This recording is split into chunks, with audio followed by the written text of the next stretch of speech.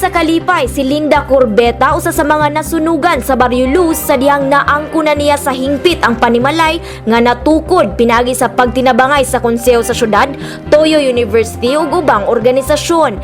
Siyempre mo ko salamat sa tanan.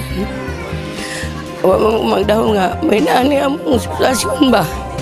Siyempre tungod sa kaakuan wa ko magdahon nga niabot ang sa among kinabuhi nga gikuhit kong Madam Cabrera nga iya kong usahay puno ka ng sampul pa balay. Ora na pasalamat ko sa tanang nagatabak na mo.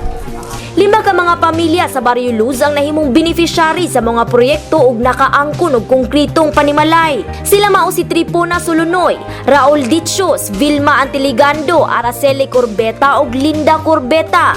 Matod ni Konsel Nida Cabrera, kining mao nga mga pamilya gipili tungod sila mao ang mas dako og panginahanglan.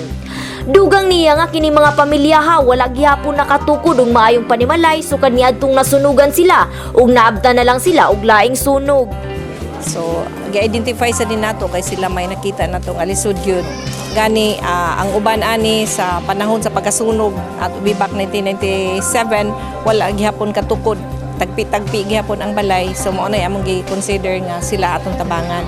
Nasunog na lang ilang balay ug usab wala ang gihapon sila ka-improve. Sila si Konsel Nida Cabrera, Konsel Alvin Dizon, kauban ng Toyo University ug ang Pangtambayayong Foundation ang nagtinabangay aron kini matuman.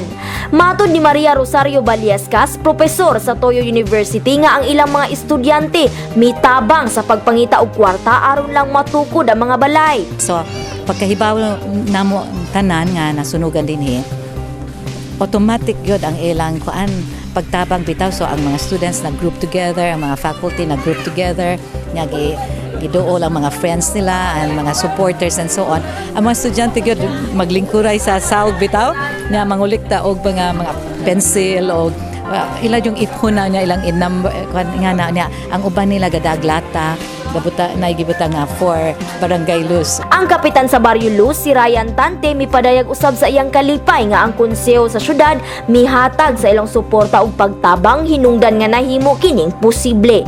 Right after sa sunog, ang si Cebu City Councilor Nida Cabrera ni coordinate sa Barangay Council nga unsay mahatag nga hinabang para sa balik sa reconstruct sa ilaha mga balay dinhi sa apektado sa sunog nga nahimong successful ang activity dako gyud kay kalipay sa tanan kay napakita gyud namo nga kining partnership do na gyud tay dako nga mahimo nga trabaho bisan pag limitado ang ato ang resources.